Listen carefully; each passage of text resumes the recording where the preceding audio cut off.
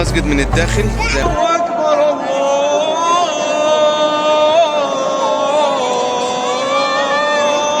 أكبر. السلام عليكم ورحمة الله وبركاته. النهاردة أنا هعمل جولة من داخل القلعة اللي في القاهرة، قلعة محمد علي باشا.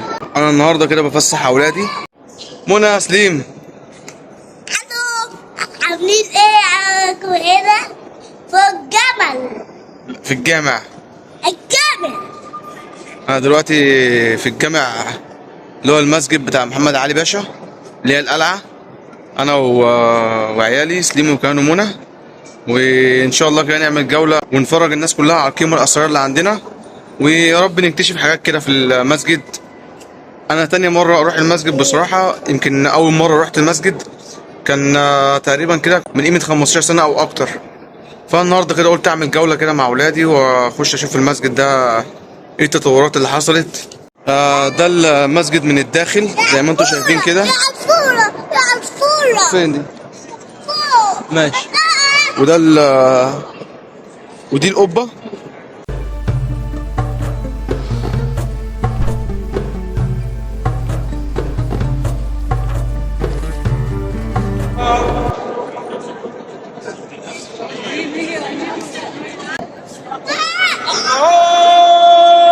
الله أكبر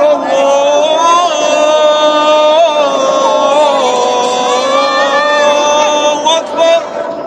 ده أجنبي كان بيأذن دلوقتي في المسجد. ده المنبر بتاع المسجد. باين كان في منبرين. المنبر الأولاني المنبر الأولاني أهو، ده باين عليه أول منبر، ماشي. وده المنبر التاني، وده المنبر التالت بتاع المسجد.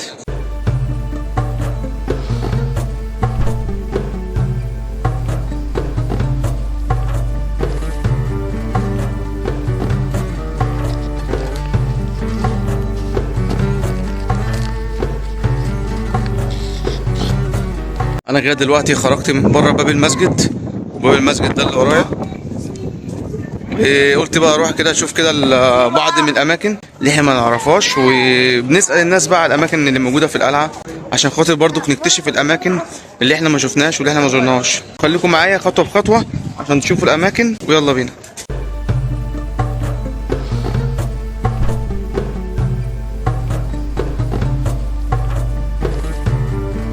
طبعا انا من هنا من اعلى حته في القلعه، وانا اول مره من هنا من القلعه اكتشف اللي قدامي الاهرامات، وقدامي كمان البرج القاهره. فانا دلوقتي هوريكم الاهرامات وهوريكم ايه برج القاهره من القلعه. وفي فرق القلعه في القاهره والاهرامات في الجيزه.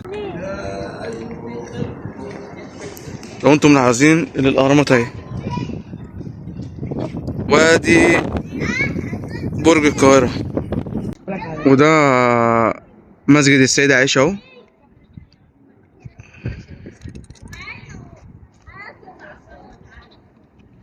وهنا في ترميمات في المسجد. ودي ستيم وكان ومنى هما بيلعبوا. ده مبنى كده اوريلكم دلوقتي، بس المبنى ده السلم بتاعه دلوقتي ممنوع حد ينزل فيه. ده المبنى، بس انا مش عارف بصراحة ده مبنى ايه بالظبط. وهو حاليا دلوقتي في الترميمات وهو بيتجدد دلوقتي. ده جامع سلطان الناصر محمد ابن قالون. طبعا هنا لما بحثت وعرفت اللي هو كان مسجد صغير، كان مخزن للقماش. وبعد كده الملك امر بازالته، الملك السلطان الناصر محمد ابن قالون بازالته خالص، وانشأ مسجد كبير سنة 1313. وبعد كده تم هدمه سنة 1334 واعاد بناؤه من تاني، لكن المرة دي قرروا ان هم يدرسوا الفكر فيه.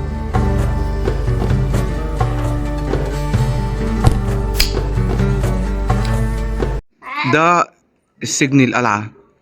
تعال نشوفه من الداخل السجن القلعة شكله ايه.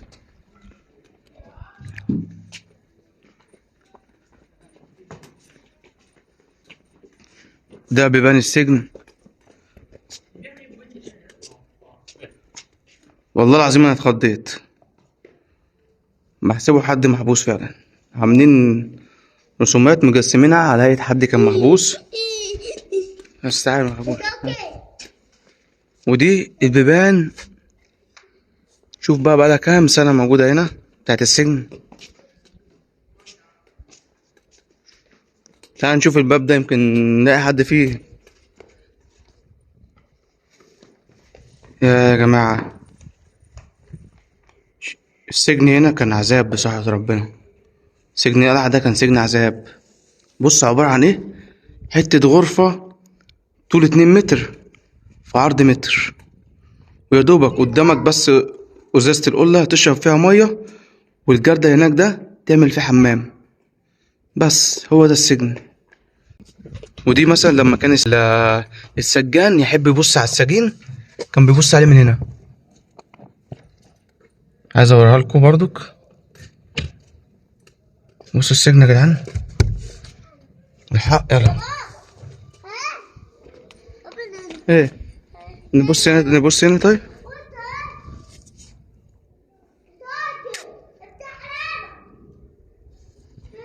بس ده السجن. فين هنا كان ده قاعد يعني، زهق من كتر القعدة. بص خلاص بقى بيكلم نفسه. ودي مجموعة الأبواب بتاعة السجن. أنا برضو هوريها لكم عشان تبقى واضحة.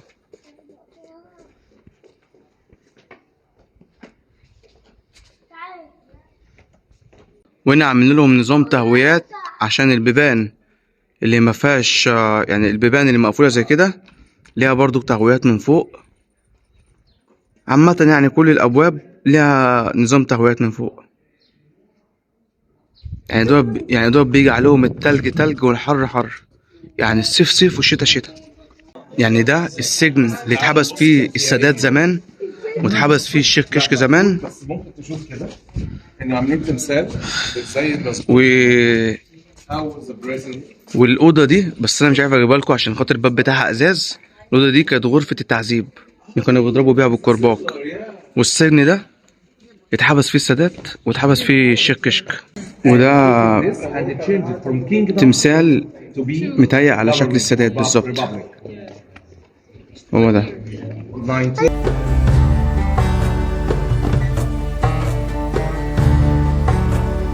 انا بصراحة معرفش المكان ده عبارة عن ايه، ولا الشجرة دي تنتمي لايه بصراحة. يعني اللي يعرف يقول لي في كومنت.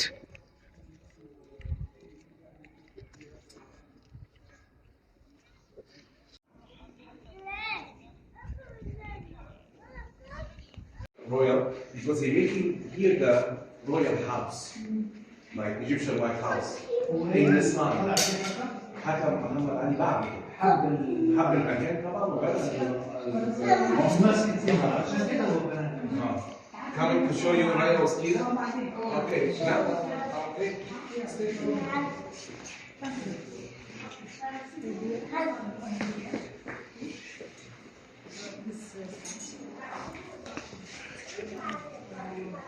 خشي معاك.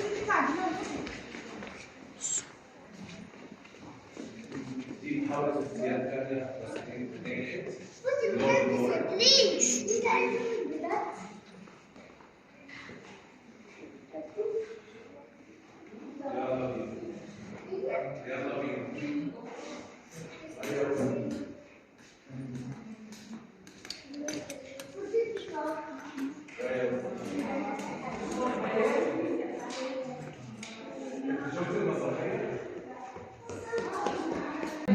هنا دي محاولة اغتيال عبد الناصر، اغتيال أحمد باشا خزندار.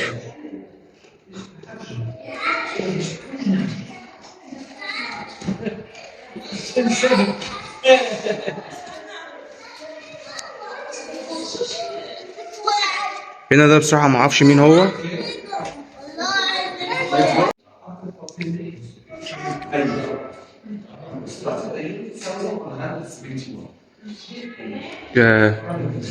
أسلحة صغيرة أوي.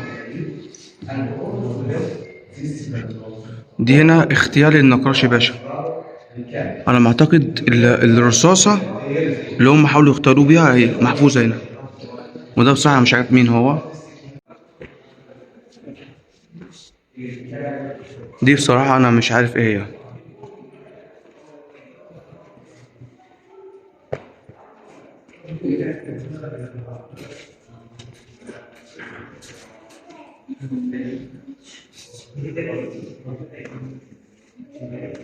دي العملات اللي هي بتاعت زمان على ما اعتقد، كل عملة وليها تاريخها.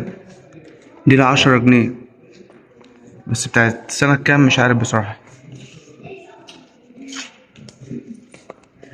ودي صورة شخصية او مثلا او بطاقة شخصية لحد، بس انا والله انا مش عارف بصراحة اسمه ايه، او مش عارف هو مين ده. اسمه صاحب الجواز محمد عبد الغفار، معرفش ده ايه بقى بصراحة.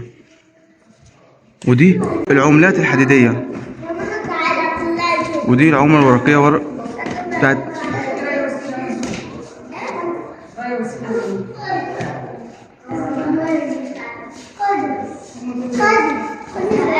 ودي الآلة دي انا مش عارف بتاعت ايه بصراحة.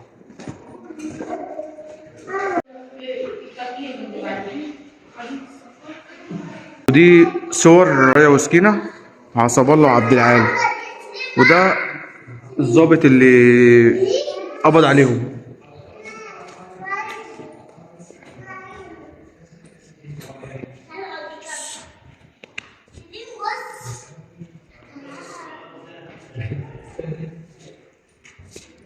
ودي بنت رايا.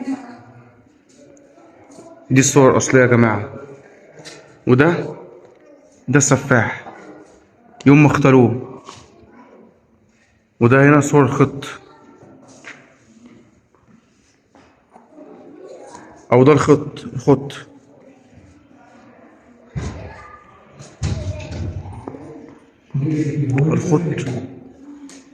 وده اسمه محمد محمود منصور، الشهير بالخط فيه عام 1944. وده باين قدمه، او عملوا تمثال لقدمه وايده. بص ايده قد ايه.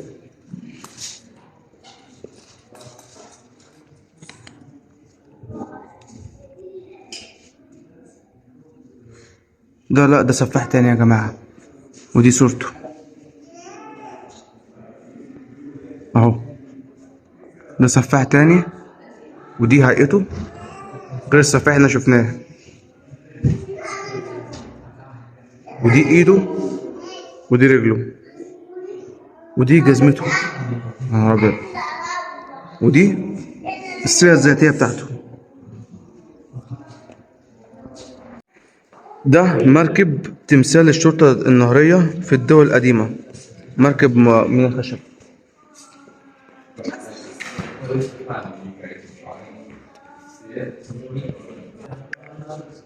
ده بعض برضك من الأسلحة، بس ده زي نظام خنجر من الخشب، وده زي نظام زي السيف. ودي لوحة بالسيرة الذاتية بتاعته، خنجر بيد من الخشب، حربة بنصل ذو حدين، حرب عبارة عن رمح.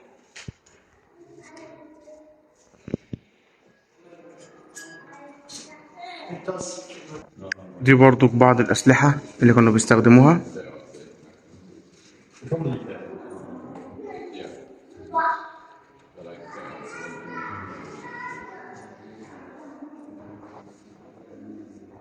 على ما أعتقد يعني نموذج من الخشب يمثل معركة الإسماعيلية حول مبنى مديرية الأمن. وده التجسيد بتاعها، العملية يعني ابتدت ازاي، والعملية الاغتيال كان شكلها ايه. وده بيقول لك البوليس حربي. ودي شكل البندقية بتاعت زمان، البندقية الآلي وصنعها. ودي الخوذ اللي كانوا بيلبسوها أيام لما كانوا البوليس العسكري زمان كان بينزل. ودي بندقية آلي أو متعدد.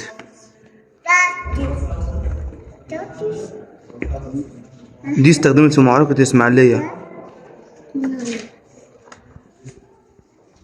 ونيجي بقى للجزء التاني برضو نفس الكلام. ودي هنا بعض من الصور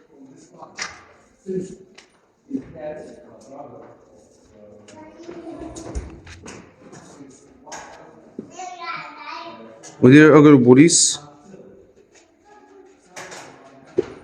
دي ايام لما كان معركة في الاسماعيلية، وده الجرنان بتاعها. ودي اسماء جنود الشرطة الشهداء في معركة الاسماعيلية سنة 1952 ايام 25 يناير. يا نهار ابيض، يعني ده 25 يناير دي ملازمنا.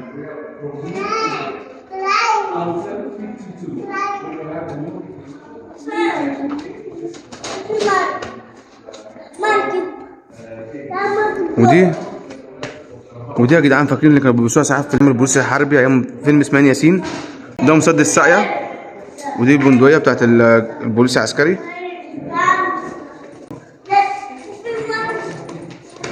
دي بعض من الضباط.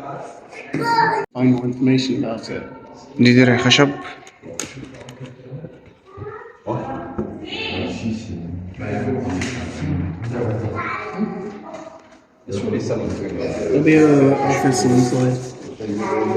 ودي الحاجات اللي كان المماليك زمان بيستخدموها، الحاجات اللي كانت بتتحط على الراس زي نظام الخوذة.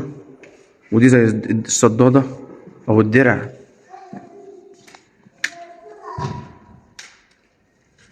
خوذة، درع من حديد. ودي بعض زي شكل الخناجر وشكل الحاجات دي. ودي بعض من السيوف والبلطة.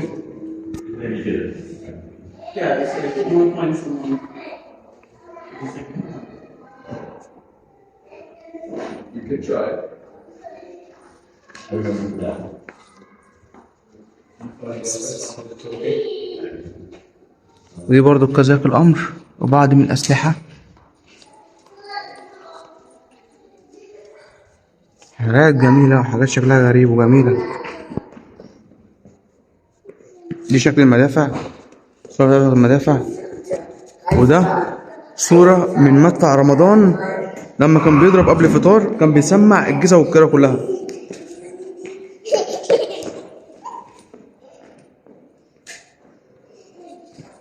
ده هنا بعض من الصور للراجل اللي كان بيضرب المدفع العسكري.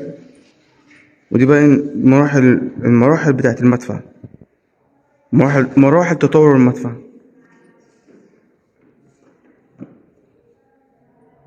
دي العصاية بتاعت أدهم الشرقاوي.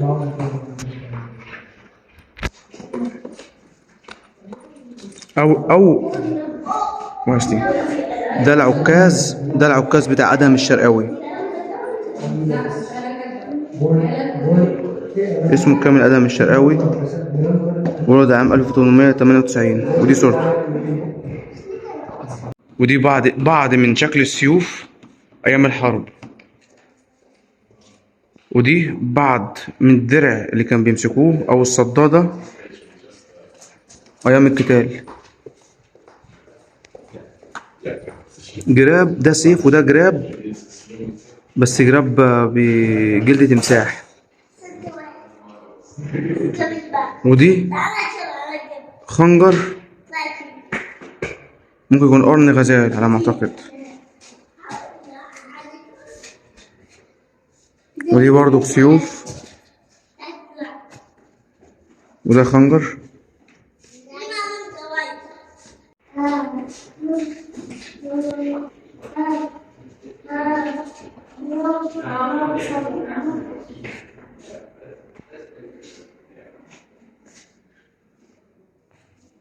يا جماعة بصوا البندقية طولها قد ايه. ده البندقية يعني الماسورة بتاعتها من قدام أكتر من بتاع 1.5 متر ولا حاجة. حاجات تحف.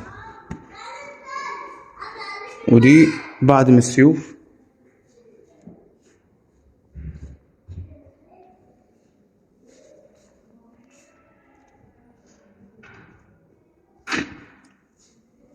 ودي بعض من الطبنجات.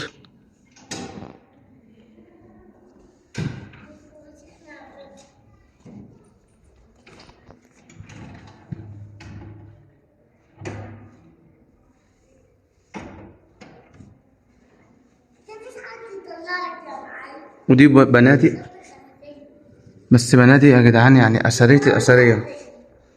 هي شكلها لوحدها اساسا جميل. ودي يا جدعان عكاز، بس عكاز بيطلع منها زي نظام خنجر.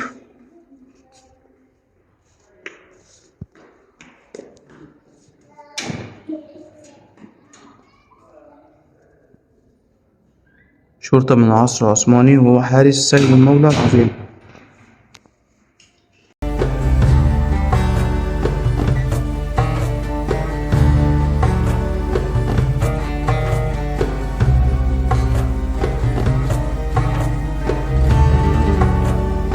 وكده يبقى احنا خلصنا جولتنا من قلعة، وفي الاخر سليم اهو نام صحي. صحي اهو نام بعد التعب. بصراحة ربنا مساحتها كبيرة، فيها حاجات كويسة كتير، وانا بشجع اي حد من مصر ما راحش القلعة يروح القلعة. هو زي مزار سياحي عشان الناس برضو بتبقى واخدة بالها، هي ما فيهاش مراجيح، ما فيهاش ملاهي، هو زي نظام مزار سياحي بس مش اكتر. بيعرفك برضو بآثار بلدك وتاريخ بلدك ايه، وحاجة جديدة برضو لا انت بتعملها غير العادات والتقاليد اللي احنا بنعملها. بنروح جناين، بنروح ملاهي، يعني ديك برضو بتعمل حاجة جديدة وبتضيف حاجة جديدة في حياتك. وكده يبقى خلصنا الجولة، والسلام عليكم ورحمة الله وبركاته.